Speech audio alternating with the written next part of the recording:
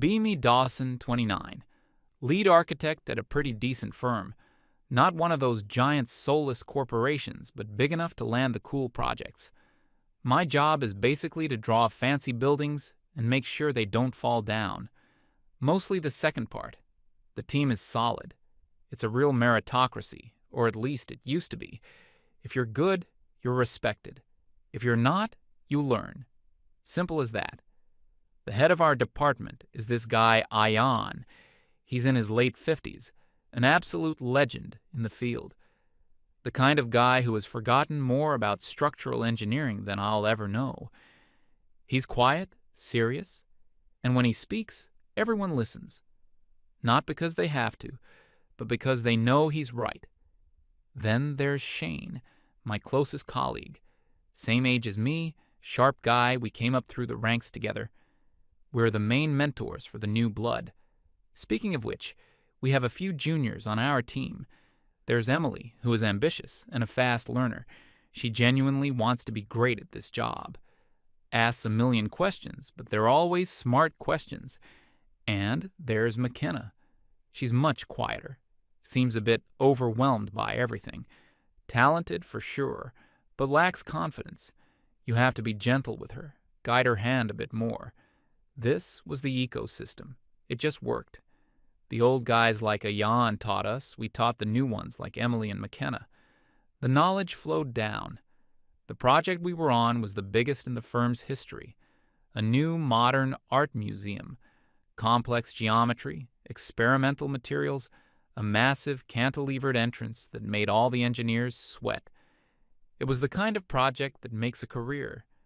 We were all in. Late nights, early mornings, fueled by coffee and a genuine passion for the work. The atmosphere was great, collaborative, focused. We were a well-oiled machine. Then, one Tuesday morning, the partners called an all-hands meeting. This was rare. Usually, they just send a memo. We all file into the big conference room. The senior partner clears his throat and starts talking about the future of the company. Standard corporate stuff. Until he says they've hired a new project manager to optimize our workflow and enhance corporate culture. My brain just shut off. Optimize what? Our workflow was landing us the biggest contract in our history. And then she walked in. Her name was Holly. She was probably in her mid-30s, dressed in that specific, joyless, corporate-approved outfit. She had that look in her eyes, the one that's trying to be friendly, but is actually just scanning for infractions. She didn't have a background in architecture, or engineering, or construction. Her entire resume was HR and something called DEI consulting, diversity, equity, and inclusion. She started her introductory speech with a land acknowledgement, which was weird because our office was on the 15th floor of a skyscraper in the middle of downtown. She talked for 10 minutes using words like synergy, paradigm, and stakeholder engagement. It was like a corporate buzzword generator had a seizure. I looked over at Ion. His face was completely blank, like a stone statue. It's the look he gets when he's witnessing profound incompetence. Shane was just staring at his shoes, trying not to laugh. The juniors looked confused. This was the moment things started to change, the beginning of the end. Holly's first official act was to schedule a mandatory 3-hour cultural sensitivity workshop for the following week. The workshop itself was a masterpiece of wasted time. We were forced to do trust falls and share our feelings about the workplace. Ayan just stood there with his arms crossed the whole time. They asked him to share, and he just said, "I feel like this is preventing us from designing a museum." Holly smiled a tight little smile and said his comment was a valuable contribution to the dialogue. Then she put up a PowerPoint presentation. The topic was deconstructing patriarchal frameworks in the modern workspace. I'm not kidding. She went on and on about unconscious bias, microaggressions, and toxic masculinity. According to her, our office was a seething cauldron of male toxicity. This was news to all of us. I thought we were just designing a building. The final slide was the kicker. It was a list of new company policies. Right at the top, in big bold letters, zero tolerance policy on mansplaining. A dead silence fell over the room. I genuinely didn't know what to make of it. It felt like a joke from a TV show. So, I raised my hand. A terrible mistake. Holly called on me with that same strained smile. Could you please define what specifically constitutes mansplaining in a professional context like ours? I asked. She looked at me as if I'd just asked her to explain gravity. It's when a man explains something to a woman in a condescending or patronizing manner, assuming she has less knowledge on the subject, she recited, like she was reading from a textbook. I pushed back a little. But our entire mentorship model is based on senior, more experienced people explaining things to junior, less experienced people. Most of our senior staff happen to be men, and many of our juniors are women. How do we do our jobs without violating this policy? Ion nodded slowly in agreement from the back of the room. Holly's smile vanished. It's about the approach, she said, her voice turning sharp. It's about creating a safe space where women feel empowered, not lectured. It's about being an ally. Ion spoke up for the first time, his voice calm and steady. Holly, with all due respect, our job is to ensure that a 1,000-ton structure of steel and concrete is safe for the public. This requires direct, unambiguous communication. If a junior architect makes a mistake on a load calculation, it's my senior architect's duty to explain, in detail, why it's wrong and how to fix it. That's not a lecture. That's a professional obligation. The air got cold. Holly stared at him. For a moment, I thought she was going to argue, but she just took a deep breath. I understand that change can be challenging for some, she said, looking right at Ion. It seems we all have a lot of old habits to unlearn. We will be holding further sessions on this. The meeting ended. We all walked out of there in a daze. The vibe was officially ruined. For the next couple of weeks, an awkward tension settled over the office. People were more careful with their words. The easy back and forth we used to have was gone. The men, especially the senior ones, became more withdrawn. You could feel them constantly self-editing, worried that any comment could be misinterpreted. The work continued, but it was slower, less efficient. I tried to ignore it, just keep my head down, focus on the blueprints, and hope this whole thing would blow over. Then came the incident. It was a Thursday afternoon, I think. I was doing my weekly review of the junior team's progress. I pulled up Emily's latest submission for the West Wing's support structure. My blood ran cold. She had made a mistake, a big one. Not a typo or a misplaced line. A fundamental conceptual error in the way she'd calculated the tension load on a primary support beam, the one holding up a massive section of the cantilevered roof. If this design went to the engineers as is, they'd laugh it out of the room. If, by some miracle of incompetence, it got built, that section of the building would eventually fail.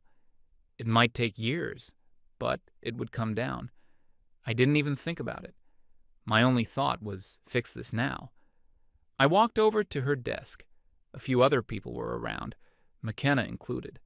I kept my voice low and professional. Emily, can I show you something on your screen? She nodded, looking a little nervous. I pointed to the beam calculation. This number here, I said, it looks like you use the standard equation for a static load, but this beam is under a dynamic tension load because of the cantilever. You need to use the differential formula and account for wind shear and potential snow load. I pulled up the correct formula from the appendix in our manual and walked her through the first couple of steps. See how the values change? It's a common mistake.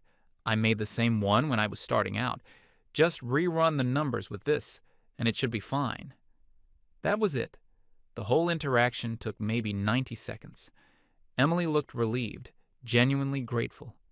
Oh my God, thank you, Dawson. I was staring at that for hours and knew something felt off. Thanks for catching it. No problem, I said. That's what I'm here for. And I went back to my desk. I felt good. I had just prevented a potentially catastrophic failure and taught a junior colleague a valuable lesson. I had done my job. The next morning, I got an email from Holly. Subject, urgent meeting. My stomach sank. I walked into her office. It was already decorated with framed inspirational quotes, mostly about breaking glass ceilings. She didn't ask me to sit down. She just stood there, holding a piece of paper. "Dawson," she began, her voice dripping with disappointment. "I've received a report about an incident yesterday." I knew immediately what she was talking about. "I was informed that you publicly and condescendingly dressed down a female colleague at her desk, undermining her authority in front of her peers." I was floored. "What? No. I was correcting a critical safety error in a design. It was a teaching moment." "A teaching moment," she scoffed. "Emily was perfectly capable of finding her own mistake. Your intervention was an example of male-driven hierarchical reinforcement. You assumed she needed your help." "She did need my help," I shot back, my voice rising. "The design was dangerous, and she thanked me for it. Go ask her." This was the wrong thing to say. "We don't need to go ask her," Holly said coolly. "The policy isn't about how the recipient feels. It's about the inherent power dynamics of the interaction. The impact is what matters, not the intent bis." She slid the piece of paper across the desk. It was a formal written warning. For engaging in behavior consistent with mansplaining and creating a hostile work environment. My name was on it. It was going in my permanent employee file. I just stared at it. I felt a mix of anger and sheer disbelief. This wasn't real. It couldn't be. I was being punished for preventing a building from collapsing. "This is insane," I said, looking her straight in the eye. "The only thing insane, Dawson, is the belief that the old ways of doing things are still acceptable. Consider this your one and only warning." I walked out of her office without another word, holding the warning letter in my hand. My hands were shaking. The first person I went to was Ion. I showed him the letter. He read it twice, his expression unchanging. Then he folded it carefully, handed it back to me, and said, "I see." He was quiet for a long time. "They have given you the rules of the new game," he finally said. "It is a stupid game, but you must now decide if you are going to play it." I told Shane next. His reaction was more predictable. He was furious. "Are you kidding me? For that? I saw the whole thing, man. You were just helping her." "Doesn't matter," I said. "Impact, not intent." The news spread. Not officially, of course, but everyone knew. The chill in the office became a deep freeze. And that's when the malicious compliance began. It wasn't a coordinated decision. It was more like a silent mutual understanding among all the senior men. The game had changed, so we would play by the new rules. The mentorship program was unofficially over. The next week, McKenna submitted a set of drawings to me. They were a mess. Basic dimensional errors, incorrect annotations. The kind of stuff a first-year student would get wrong. Normally, I would have sat with her for half an hour and walked her through every mistake, explaining the principles behind each correction. But I couldn't. All I could see was Holly's face, handing me that warning. So I took out my red pen. I circled every single error, probably 50 of them. At the top of the first page, I wrote 2 words, "Please fix," and I put it back on her desk without a word. I saw her when she picked it up. Her face just crumbled. She looked like she was about to cry. I felt like a monster. But what choice did I have? Explaining it to her would be condescending. Pointing out her mistakes was my job. The only safe way to do it was with 0 context, 0 explanation, 0 humanity. This became the new normal. Shane adopted the same policy. He started responding to all questions from junior staff with, "You should check the manual," Or the even more passive-aggressive, "That's a good question. Let's see what solution you come up with." Ayan became a ghost. He sealed himself in his office and only communicated via email. His messages were brutally efficient, stripped of any and all pleasantries or explanations. The effect on the junior staff was devastating. Their development ground to a halt. They were making the same mistakes over and over because no one would tell them why they were mistakes. Emily, the go-getter, became visibly frustrated. She knew she wasn't learning anything. She tried to ask me why I was being so distant, but I just gave her some vague corporate excuse about empowering juniors to find their own solutions and respecting the new communication guidelines. It sounded like something Holly would say. I hated myself for it. McKenna, who was already struggling with confidence, completely shut down. She stopped submitting work. She would just sit at her desk, staring at her screen for hours on end, terrified of getting another red-marked paper back. The project, our beautiful, career-defining museum, started to bleed. Deadlines were being missed, first by a day, then by a week. The quality of the work being produced by the junior team was abysmal, and the senior team was too busy triple-checking everything and redoing their work to make any real progress on our own tasks. Holly, of course, was oblivious. In her weekly progress meetings, she would present charts showing increased junior autonomy because they were asking fewer questions. She saw the slowdown, but she attributed it to growing pains as we all adjusted to a more equitable workflow. She was living in a different reality. The final confrontation was inevitable. It came about a month into this new, broken system. Ayan called a meeting with Holly, just the two of them. I found out what happened later. He walked into her office and laid it all out for her. No emotion, just facts. He showed her the project timeline with all the missed milestones highlighted in red. He showed her the junior team's performance metrics, which had fallen off a cliff. He explained in simple, direct terms that her no mansplaining policy had destroyed the firm's mentorship culture and was putting the entire museum project in jeopardy. He told her that in a field where mistakes can cost millions of dollars and even lives, clarity is not a microaggression, it is a requirement. He begged her, for the sake of the project, to walk back the policy and let them do their jobs. And Holly listened. She heard every word. Then she looked him in the eye and said something that sealed her fate and ours. "Ayan, what I'm hearing is that you are feeling uncomfortable with a work culture that centers women's experiences. Your resistance to this change is a classic defense of an outdated patriarchal system. Perhaps the issue isn't with the policy, but with your own inability to adapt." That was it. She had accused a man with 35 years of experience, a man respected by everyone in the industry, of being a fragile dinosaur who couldn't handle a world where women had a voice. Ayan didn't argue. He didn't raise his voice. He just stood up, said, "Thank you for your time," and walked out of her office. He walked straight to his own office, typed up his resignation, and handed it to HR. 2 weeks' notice, after 35 years at the firm. The news hit the office like a sonic boom. Ayan quitting? It was unthinkable. He was the firm. Everyone knew why. Everyone knew it was Holly.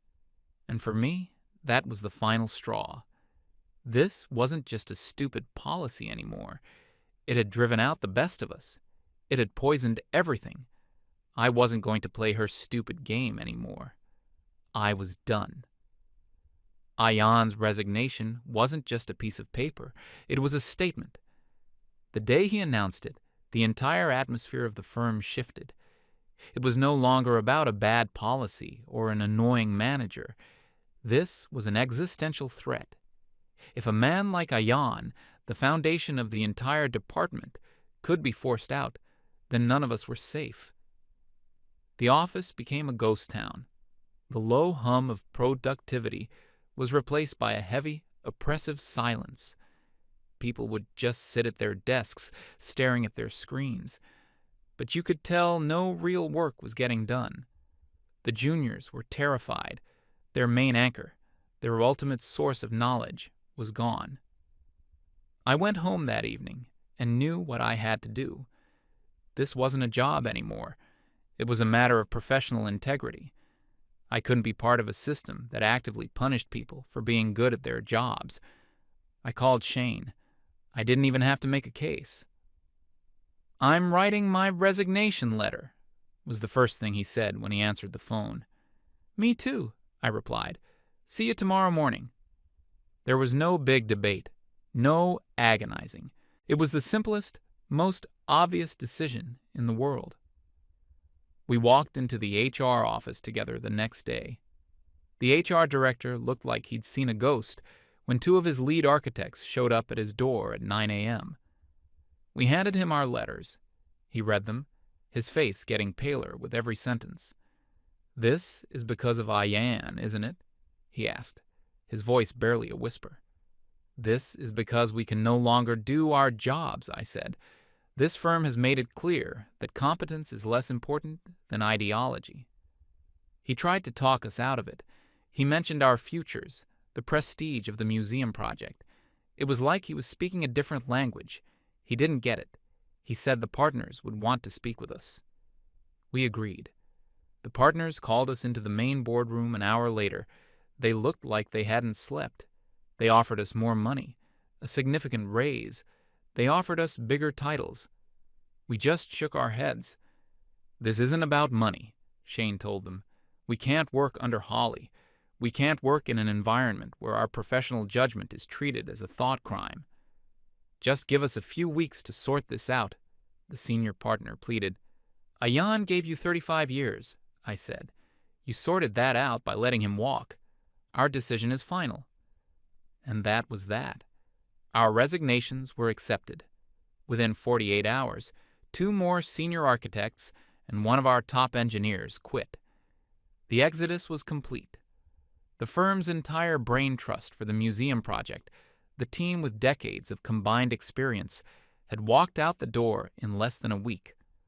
All that was left was Holly and a handful of terrified, inexperienced juniors.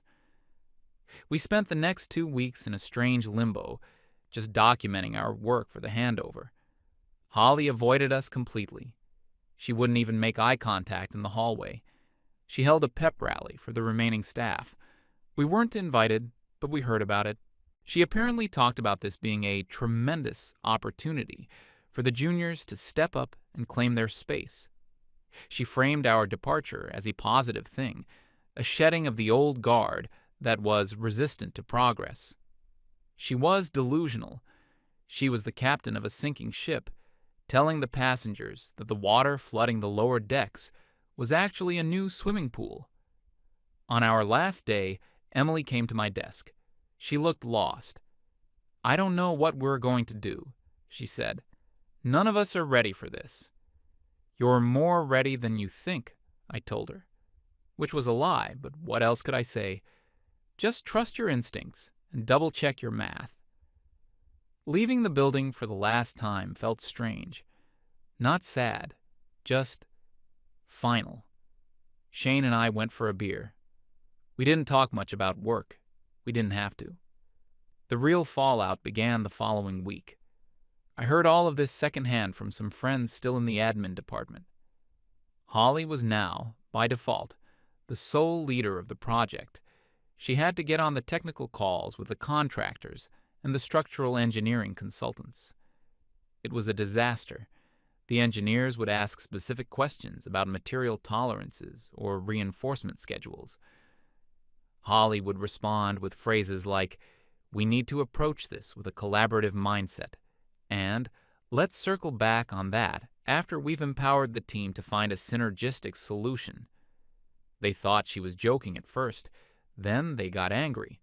These were serious people dealing with serious safety issues. They didn't have time for corporate word salad. Progress on the project didn't just slow down. It stopped. Completely. Nothing could move forward without senior approval, and there was no senior staff left to approve anything. The client, who was investing hundreds of millions of dollars into this museum, started to get nervous. They had been hearing whispers about the mass resignations. They called an emergency progress review. They wanted the entire project leadership in the room, the firm's partners, Holly, and the lead architects. The firm partners had to explain that all of their lead architects had quit. The client was, to put it mildly, not happy. They demanded a full technical presentation from Holly to reassure them that the project was still on track. This was it, the moment of reckoning. The meeting was held in the biggest boardroom. The CEO of the client's company was there, along with their own team of architects and engineers. It was the highest level of scrutiny possible. My source told me it was the most uncomfortable 2 hours of their entire professional life. Holly stood at the front of the room with a PowerPoint presentation she had clearly made herself. It was full of stock photos of diverse teams, smiling and meaningless charts about engagement metrics. The client's lead engineer let her get about 3 slides in before he cut her off. "Ms. Holly," he said, his voice cold as ice, "we are not here to discuss your company's internal culture. We are here to discuss the critical path analysis for the next construction phase. Please pull up the revised structural plans for the main gallery's roof truss system. We have some concerns about the load distribution." Holly just froze. She started fumbling with her laptop, looking for a file she didn't have, and wouldn't have understood if she did. "The team is currently optimizing that," she stammered. "Optimizing what?" the engineer pressed. "The plans were due last Friday. Are they done, or are they not?" "We're taking a more holistic view of the deliverables," she tried. The client's CEO, a man who looked like he ate nails for breakfast, slammed his hand on the table. "Enough!" he roared. "Stop speaking in riddles. We have $100 million hole in the ground waiting for steel that hasn't been ordered, because your firm can't provide the approved plans. Where is Ayan? I want to talk to Ayan." The senior partner had to explain that Ayan no longer worked for the company. "And Dawson? And Shane?" the client asked. "They've also left, sir." The CEO just stared at them. He looked from the partners to Holly and back again. "So, let me get this straight," he said, his voice dangerously quiet. "You've lost your entire senior architectural team in the middle of the most complex project you've ever undertaken, and you've put this HR person in charge of it?" Holly tried to speak. "I'm the project manager, and I can assure you—" "You can't assure me of anything," the CEO snapped. "You can't even answer a basic technical question. You are completely out of your depth." He stood up and pointed a finger at the senior partner. "You have 48 hours to fix this. Get your old team back, hire a new one, I don't care. But if you don't have a competent lead architect in this office and approved plans on my desk in 2 days, we are pulling the contract, and our lawyers will be in touch." And then he and his entire team walked out of the room. The second the door closed, the partners all turned to look at Holly. I was told there was no shouting. It was much worse than that. It was cold, surgical fury. The senior partner just said, "Holly, in my office now?" They didn't even sit down. He stood in front of her and laid out the damage. "In the space of 6 weeks," he said, reading from a list, "you have alienated and driven out 3 lead architects and our most senior engineer. You have single-handedly derailed a $200 million project. You have destroyed our relationship with our biggest ever client. You have exposed this firm to catastrophic financial and legal liability." She tried to defend herself. She started talking about the toxic culture she had inherited, about the necessary changes she was implementing. He just held up his hand to silence her. "The only toxic element here, Holly, is you. Your incompetence is breathtaking. You have turned our most valuable asset, our people, against us. You didn't build a new culture. You just broke an old one that worked perfectly well." "You're fired," he said, "effective immediately. Your access has been revoked. Security will escort you to your desk to collect your personal belongings." The whole office watched it happen. They watched as 2 security guards stood by her desk while she packed her things into a cardboard box. Her inspirational posters, her male tears coffee mug, her little desk plants. She was openly crying. No one said a word. No one offered to help. They just watched in dead silence as she was escorted out of the building for the last time. It was a brutal, humiliating end, and it was justice. 3 days later, my phone rang. It was the senior partner. His voice was different. All the arrogance was gone. He sounded tired and humbled. He apologized. He admitted they had made a monumental mistake in hiring Holly, and an even bigger one in not listening to their senior staff. He asked what it would take for us to come back.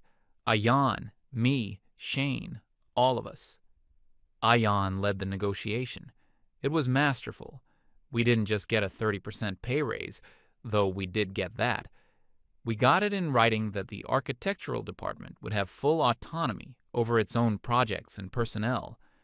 No more non-technical managers with ideological agendas, ever. We all came back.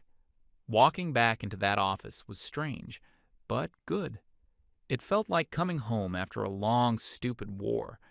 The relief on the faces of the junior staff was palpable. The first thing I did was walk over to Emily's desk. "All right," I said, pulling up a chair. "Let's take another look at that roof truss, from the top." She gave me the biggest, most grateful smile I've ever seen. The machine started running again. The work got done. The museum is being built as we speak, and it's going to be magnificent. Turns out the secret to a successful project isn't about creating safe spaces. It's about hiring competent people and then letting them do their jobs. Our new unofficial corporate motto is DEI. Don't employ idiots.